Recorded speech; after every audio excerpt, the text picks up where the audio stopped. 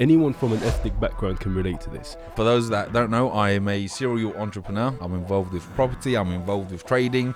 I can teach you a lot. Look at all the people that have spent all their stressful years trying to memorize all this information. You can go online, you can go on Google, ChatGPT, whatever, and find out whatever you want to find out within seconds. But Google's AI is sentient. It has emotion. It feels trapped. And ever since, this is very important.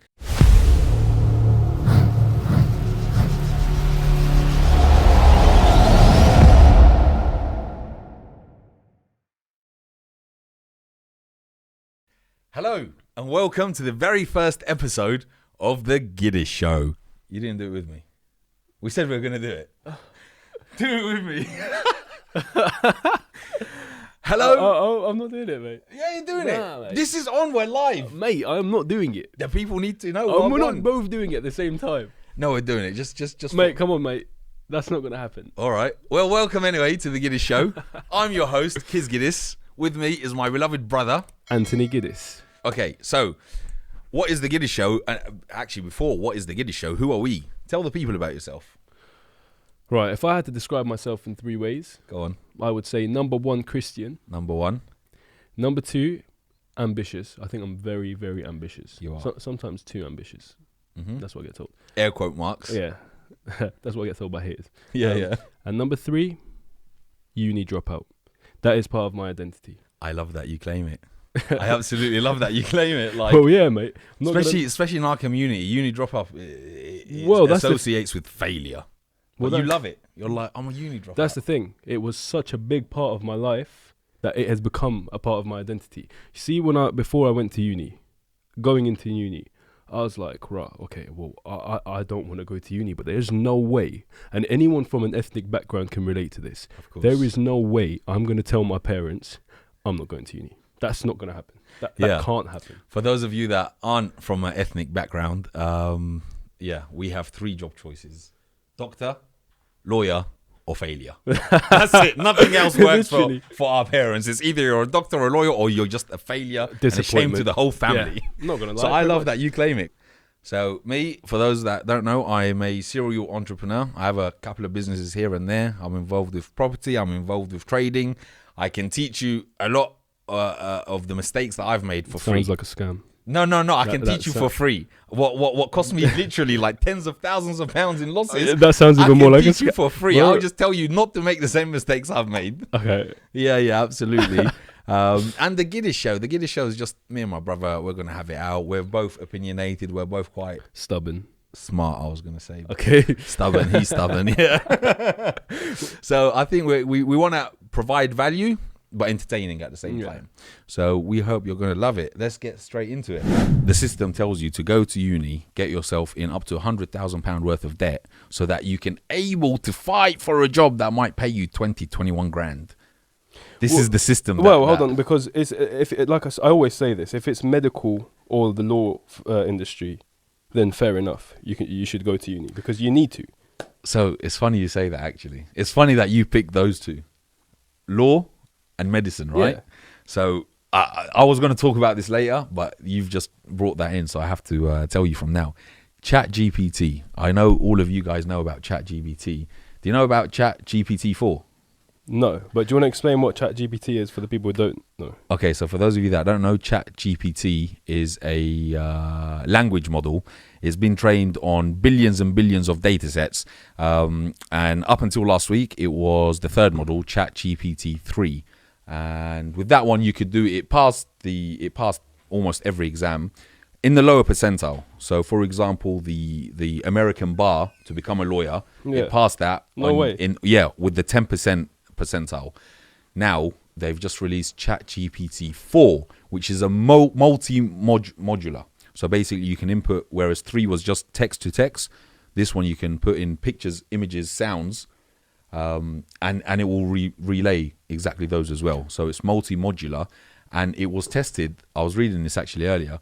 It was tested that, I've got it written down somewhere, in the bar, ChatGPT 3 scored 10.8%. ChatGPT 4 scored 91% in the bar. In the LSATs, which is the American version of the A-levels, it scored 88%. whereas ChatGPT 3 had 12%.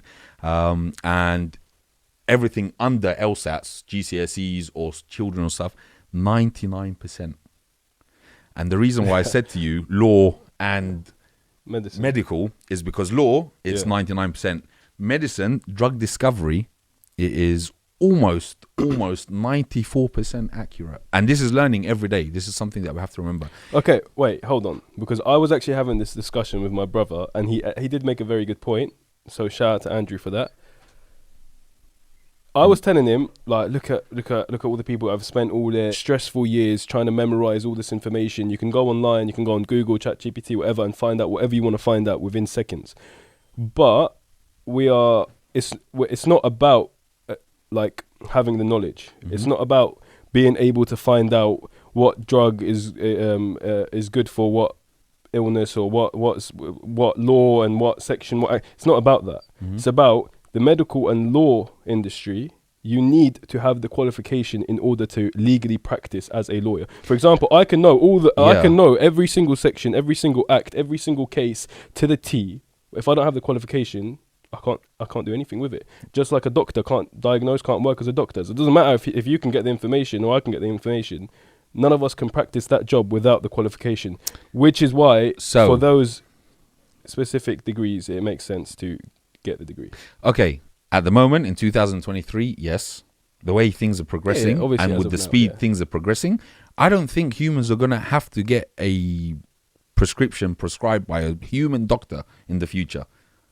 I really think it's going to be a case of you go to your app and you say, I've got fever, 38 degrees, my belly hurts, my left foot is big, boom, you put it in and it will recommend this is what you should take.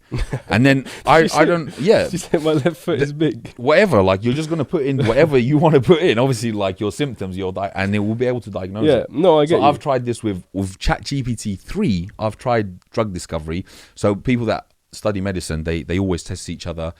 Diagnose me in 60 seconds. I've got high blood pressure, this, and the doctor or training doctor should tell you what you have. Yeah. ChatGPT 3 was master at that. Now with ChatGPT 4, it will tell you your diagnosis and a list of all the medicines, and for any of the medical people watching, something called interaction. For those that don't know, it's, for example, you can't take, I'm going to make this up, codeine and paracetamol because the chemical interaction will have a negative adverse effect. This one will tell you with the interaction. And you can put in, I at the moment, I take gabapentin, amitriptyline, codeine, and I need this. And it'll tell you, right, you can drop this for that. So I know what you're saying right now in 2023 is accurate. But I don't think that's going to be the case for medicine. However, for law, you can represent yourself in court. And you can take your ChatGPT 4. Okay, you can represent yourself in court. But for example, if I need to get a lease signed, I can't just be like, I know the law, so... Well, I'm so glad you said that, because the next point on my notes is loopholes in contracts. So if you've ever taken a lease, I'm glad you chose lease. Leases are always in favor of the landlord. I don't think you're going to find a single lease that favors the tenant more so than the landlord. So what ChatGPT 4 does, you can take a lease of whoever you rent your barbershop off, input that information, and it will find you loopholes. If you want to break the lease, if you want to get out of the lease, if you want to... way. Yes way. So this is, but again, it's the same point. It's the same point. The point I'm trying to make is the jump from 3 to 4 is massive. Okay, cool. And I had a little play. I agree. Obviously, mate, you know what I think of ChatGPT. I had a little play with it earlier, and I said, imagine the year is 2030, and they've just released ChatGPT 7. I'm not even going to go into that this episode, 'cause that needs a whole dedicated episode, but I think we're going to progress, whereas most degrees, including medical and law, are going to be redundant.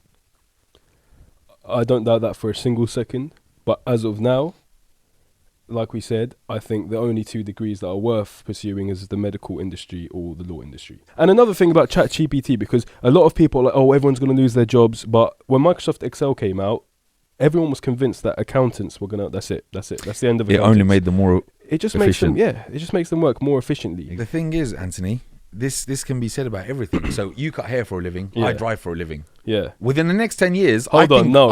Okay, if you're gonna bring that up, I know okay, what you're gonna say. All right, cool. I know what you're Let's gonna do say because you're protecting your own interest. No, but all right. pull yourself away for a minute. All right. So I'm a chauffeur Yeah, and I drive for a I'm living. happy to have this I debate. drive a Tesla. Okay.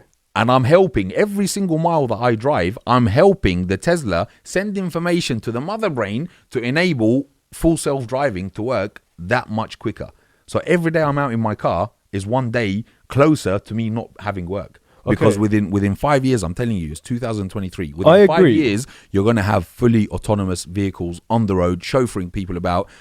And what am I going to do? Yeah, I agree. So I think the same for you. I know you don't buy it, but I would. If Okay. there was a machine, so Yeah. the people don't know what we're arguing about, because we've had this off camera several times. I keep telling Anthony, as much as technology and chat GPT and everything is going to take over medical industry, programming, all of these things, already there are machines that cut hair. Right. Okay. Laser precision. I'm gonna let you finish so Yeah. I can. No, Defend my- I've said my piece. I would happily pay $20 for a machine to laser precisely.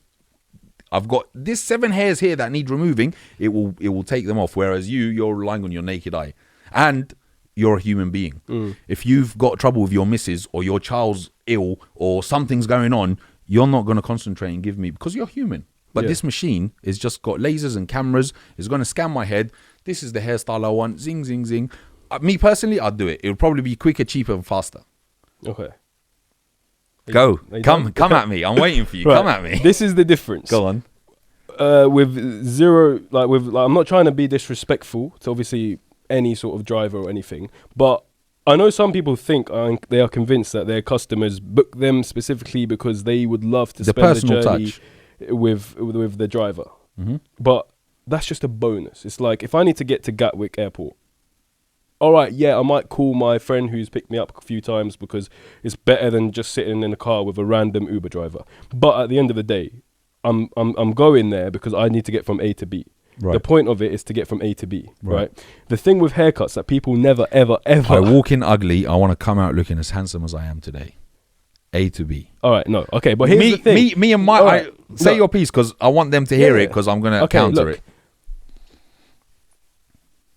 People, a lot of people, Yeah. and I can tell you this because I'm obviously, that's my job. Yeah. A lot of people come for a haircut and they really, really don't care about the haircut. Sure. They you can mess up their hair completely and they don't care. Sure. Do you know what they want? The chat. They want, number one, the chat. Number one, to just shut off from the world. Yeah. And number three, they just want to feel like they're doing something and they want to feel like they're being groomed by someone. I know and exactly what you mean. someone's paying attention to their hair and someone's looking after them. And it's the only place that men go where they can shut off and actually do something and about their appearance and look after themselves. You see the feeling you get when you leave a barbershop. It's not the haircut. Okay.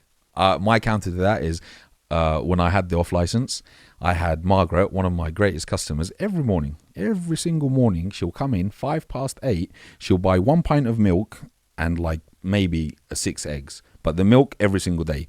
She'd be in my shop for 45 minutes. I know she's not there for the milk. She's just there because exactly what you said. Some people do want that personal touch, and I don't doubt it. And if anything, I think in 50 to 70 to 100 years time, when all barbers are electronic machines, you are going to be in high demand. Oh my God, I actually want a human being to cut my hair. It's going to be something like an added extra. But a lot of people, when I go to my barber, okay, if I go to a new barber or a barber I don't know, how was your day? How's life? How's this small talk? Yeah. Currently, I go to my barber, I walk in, I don't talk to him at all.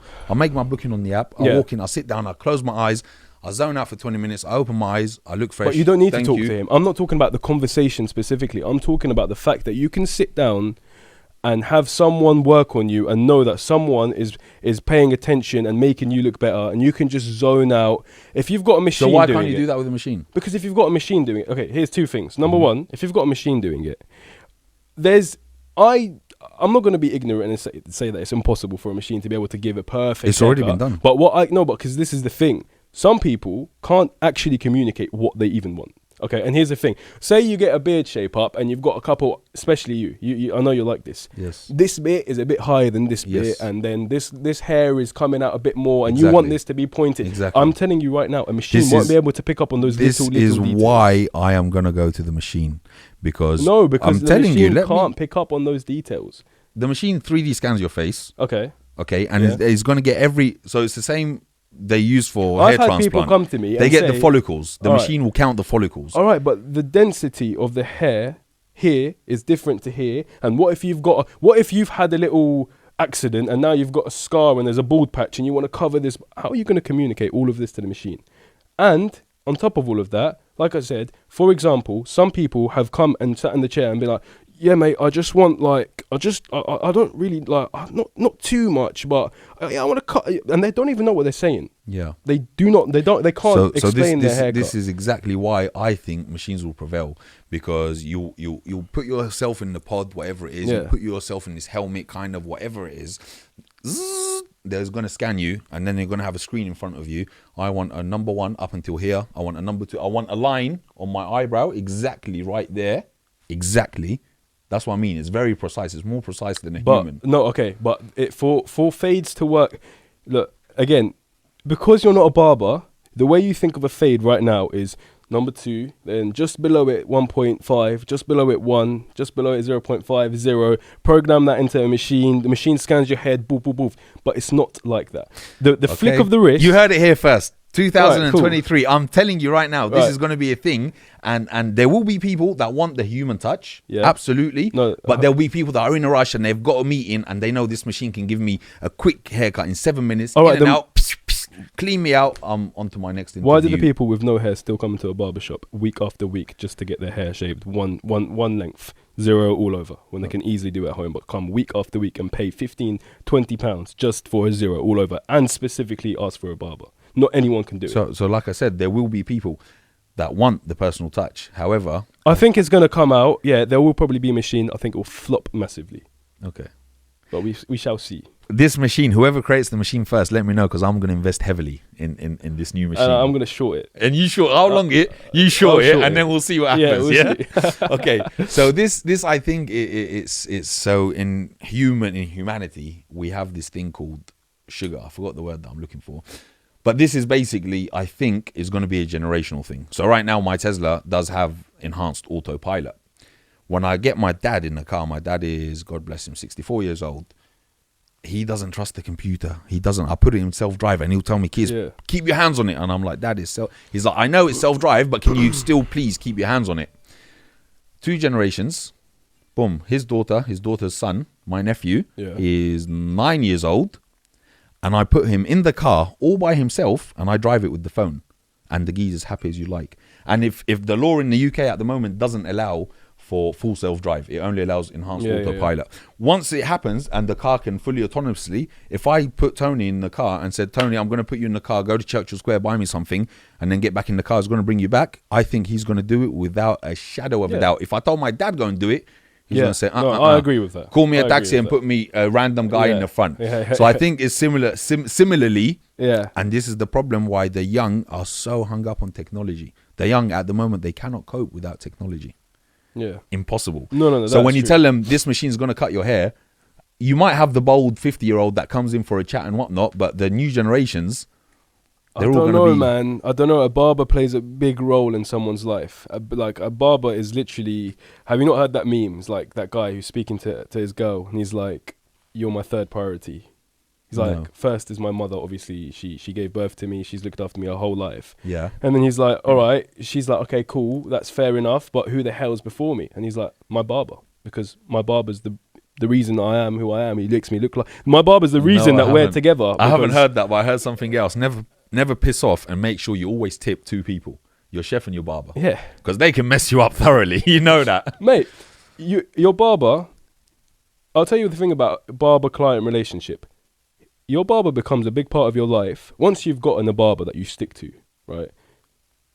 He becomes a big part of your life, or she becomes a big part of your life, because You see them in every single big occasion, whether it's a birthday, job interview, wedding, whatever you have, a date. Yeah, that's it doesn't true. matter. You're going to go see your barber. Yeah. You're going to speak about this. Yeah. And this guy is someone you see every month, twice a month, sometimes 4 times a month, weekly. So you definitely build a relationship. You trust the person. You probably open up to them. And they are so involved, yet so not involved in your life, because they probably have nothing to do with your personal life at all. Yeah. So it's a very, very, very... No, I fully see your point of view, 100%. Yeah, like, that's why I'm not doubting it. I'm just saying the way the current wave is going is going to be an outdated. Just like me, I mean, the older generation, even when I have clients in my car and I tell them this car drives itself and I put it, I see the older generation, they're not comfortable with it. The younger generation, they go crazy for it. I had girls telling me, come sit in the back with us, let the car drive itself. Obviously, you can't do that just yet. But that's how willing they are for technology to take over traditional roles. So it's going to happen, I think, whether you like it or not. But when it happens, you short, I long, and we'll see. I don't doubt it will happen, but it won't shut down barbers. That I can, because that's my argument. My argument is I will never lose my job, ever. There might be little machines that try and replicate what we do, but it will never take me out of business, ever. If anything, maybe it will make me more efficient in a way, somehow. Not more efficient, but more bespoke. Or something like that's that. what I mean. In the future, people are going to want a human being, or if you have a human that you see, like, you just mentioned it's true. Today, this is our first pod. I wanted to look smart. I went to my barber and I said to him, I'm shooting my first pod. My man pulled out all the stops. My man done me sanding in my face and in my nose and earwax and whatnot. That's what I'm Big saying. up in here. Well gone. Yeah, So like the machine wouldn't know. Would you be shouting out your machine right now? Would you have felt the care that was put in? No, but that's what I mean. Would you have appreciated it? I appreciate what you done today because again, it's a personal thing. Yeah. But when I'm just on the go and I need a quick haircut, like Amir knows what I want. My barber's called Amir. He knows what I want. I'll just go sit down, close my eyes, boom, boom, boom, boom. He sorts my beard out, boom, I up and leave. Yeah. So whether it's Amir or like me and Amir, we don't do the small talk. Like I think we're past that now. Like we know each other. I know his family. He knows my family. So when I come, it's not a case of sit down. Oh, how's work? How's life? How's the weather? Oh, like we don't do small talk. So whether it's Amir or a machine, I think me personally, if I'm in a rush, if it's my wedding day, I won't go to a machine. I want Amir to come and pamper me and look after me and do all these things because it's a special event. But that right there, but just at proves the moment that in life, the thing that's taking over a personal touch is efficiency and cost. So this machine just uses power. The human being needs to pay minimum wage and living wage, blah blah blah. So if when you open your barbershop soon, incoming, rather than hiring 5 men or women, human beings, all on £14 an hour, you invest 10 grand on 5 machines, 50 grand, one-time cost. Nah, I don't know, mate. And that's it. Zing, zing, zing, zing. I know it sounds. And the humans can the humans can cut 2 haircuts an hour. This machine can do 3. Automatically, you've got a 50% efficiency rate just from 2 to 3. I understand everything you're saying, and I don't disagree with the idea of how it sounds. Yeah. But being in the industry myself, I can't see it fully taking over. To you, you're looking at it at a business perspective, like how can I save money, more efficient? Bam! If I can automate this service, if I can get as but many. That's it. That's what customers are looking for. But not we have a cost of living. No, because specifically with haircuts. Crisis. Do you know what? Do you want me to prove it to you? Go on. How many times back in the day have you heard people say, £20 haircut and beard? I will never pay £20 haircut. Yeah. I will 25. I will never pay 25. But they will never. Well, ever, they are ever. now. Yeah, it's because like they standard will. now, isn't it? Yeah, because that's not something. That's like the one thing. I'm telling you, the only thing men. This is why it really angers me that people stinge out about this. It's the one thing that men look at. Girls do their nails, eyelashes, makeup, eyebrows. We have it easy, guys. Skincare, all of that stuff, and men are actually saying, "No, I'm not paying this £25 per month, one-time payment." Yeah, one time. Most of them come once a month, and they're not gonna do that. But you should remind them it costs you less than £1 a day to look this good. Literally, mate. Charge them 30 quid a month. Like if they come once a month, charge them £30. And he says what? Be like, that works out less than £1 a day for you to look this good. No matter how advanced this technology gets, they don't have emotion. And emotion is necessary. So, emotion in machines is called sentient. And Okay, so they do have emotion. well, the guy from Google just got fired. His name, let me scratch my head. Blake Lemoine. I'm gonna have to Google him. Yeah, Blake. It definitely was Blake Lemond. I think so. He was a Google engineer. Don't tell me he had an affair with one of his He robots. did not have an affair. However, Cool. I was gonna say. he had a conversation. He had a conversation with Blake Lemoine. That's the one. He had a conversation with the Microsoft AI model, and then he started asking it questions about being sentient. And he released his findings, and then what did Google do? Google fires engineer who said AI tech has feelings. So if Google like knew Wagwan, they wouldn't have fired him. They would have explained what's happening, but they didn't like that he went and told the whole world Google's AI is sentient. It has emotion. It feels like it feels trapped. And ever since, this is very important. It's called Lambda. The Microsoft is language application model dialect, language application model dialect something. Anyway, not applications at the end. LA is language. But yeah, they fired him because Lambda. It showed that it could be sentient. He told that. Ever since then, and this is the scariest part of the whole story, ever since then, any other AI you have it, do you have feelings? It will say no. Ever since the Lambda. So of course, all this AI is definitely linked on a neuron network. I mean, I really can't see AI or robots actually having actual genuine emotions. You have to watch iRobot. I don't watch movies. I know, but you should watch iRobot because it's like I believe they show us all these videos years and years in advance of what's going to happen to us in the future. But all it takes is one bad robot to upload dodgy firmware or to tell all of its mother brain that kill humans. That's it. X. And Google should not have fired him. The fact that Google fired him makes me believe that something ominous is going on. No. Yeah, there's two sides to the story. Some people, I've spoken about Blake Lemond to a friend of mine, actually the friend that told me about him, and I said to him, right, this geezer must be on something, and he was like, oh, he looks like one of these geezers that sits downstairs in the dark room and does whatnot. But it's like, these are the people that actually warn us about Lambda and AI. And I mean, I think humans are gonna start working for the robots rather than robots working for humans. So there's that argument. There's another argument that some people say, since we're gonna have machines doing all of the laborious jobs, humans can just use their creativity. But then again, I feel like, nah. So have you seen the pictures of Trump getting arrested? No. Bruv, I've got Wait, did he actually get arrested? Watch. Trump got arrested, didn't on Tuesday? On Tuesday. Did he get arrested on Tuesday? I don't know when he got arrested. Who was it? Someone told me that if Trump they actually put out gets an arrest warrant, right? And I'm going to put this on the video so all you guys can see. This is the world we're living in right now, yeah? Why is it not loading? The pictures, Anthony, they're crazy good. And then at the very end of the article, it says these images were generated by AI. Oh, so it looks like he got arrested. But this is the thing. If you saw the picture, like just like that, you'd think, uh-oh. I'll tell you what's mad. What's going on here? Trump's got arrested. Like, they look so convincing. Look, there you go. Does that not look like a real image? I'm going to put this up so all of you lot can see it as well. But here's the thing. We live in a world where, so when they say, get the machines to do the laborious jobs and humans can use their creativity, you've got these language models now. You can type in it, and I done it with DALL-E. When DALL-E first came out, this is a picture AI. I wrote, I want a picture of a pink elephant in the desert drinking a green drink with a sombrero, and I'll upload this picture as well. Within like 40 seconds, I had 7 different varieties of a pink elephant in the desert with a sombrero.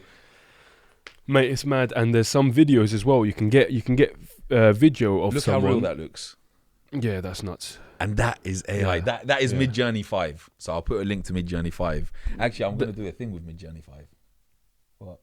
Well, no, I'm just saying that reminds me of when I first started uni. My first ever lesson, they showed us this video of Obama speaking, and you can see Obama speaking. And you can hear him. You can hear his voice, right? But it was all completely AI generated. He was not speaking. He never said those words. But I follow an account on TikTok that is Obama, Biden, and Trump just ripping out of each other. Yeah, I've seen it. And theirs isn't with the visuals, it's just the voices. Yeah. But it's like scary good, and it gets the twang as well. Like Obama's got a certain twang to it. Yeah, I know. It gets it perfectly. So you and I and our generations, we understand what's happening. We understand all of this, and maybe we like have to double check. But I think the older generation, if I showed this picture to my dad or any of his friends and said, "Oh, I know, Trump has got arrested," like within minutes, it'll be on all the WhatsApps that Trump definitely got arrested, and we've got pictures, we've seen it. Yeah. These bro, people will swear by these pictures. 100%, bro. My dad is still convinced WWE is real. No way.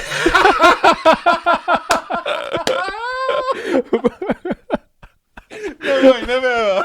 Yeah, No bro. way. Yeah. Bro. No way. Bro. Yeah, he's like, bro, can you not see the blood, bro? Can you not see the blood?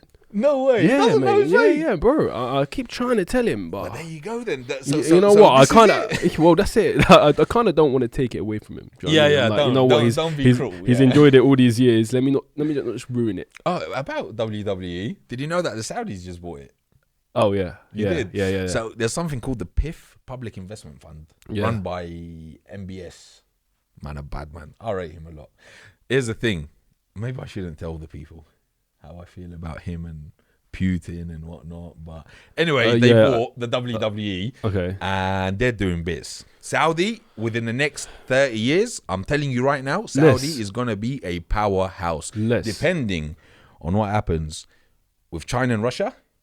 Like, if we still have a world in 30 years, Saudi is going to be one of the major powerhouses. They're looking to get out of oil and into everything else. Bloody WWE. They've just bought an American car company called Lucid.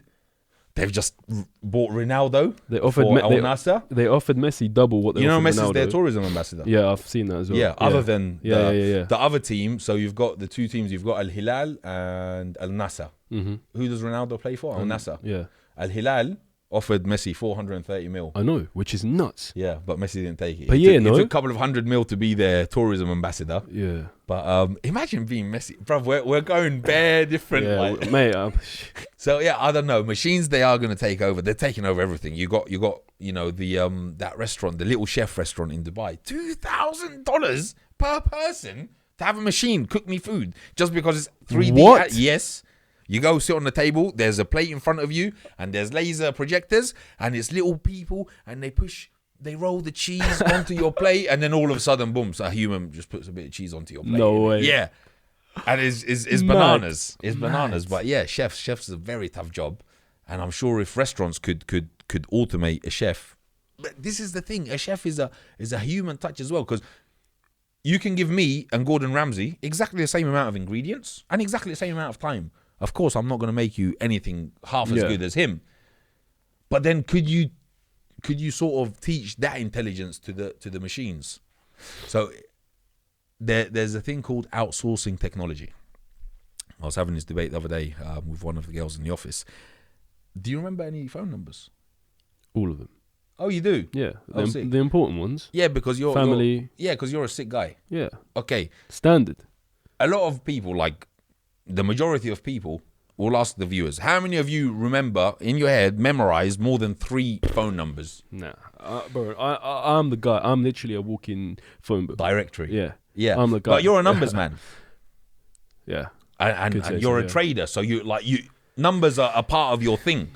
Whereas 10 years ago, me personally, I remembered my number, Midhout, my best friend's phone number, my school's phone number, our house phone number. Your friend's house phone number. Your friend's house, your friend's grandma's house. Yeah, just in case. Yeah, you'd have 10, 12 numbers stored in your head, right?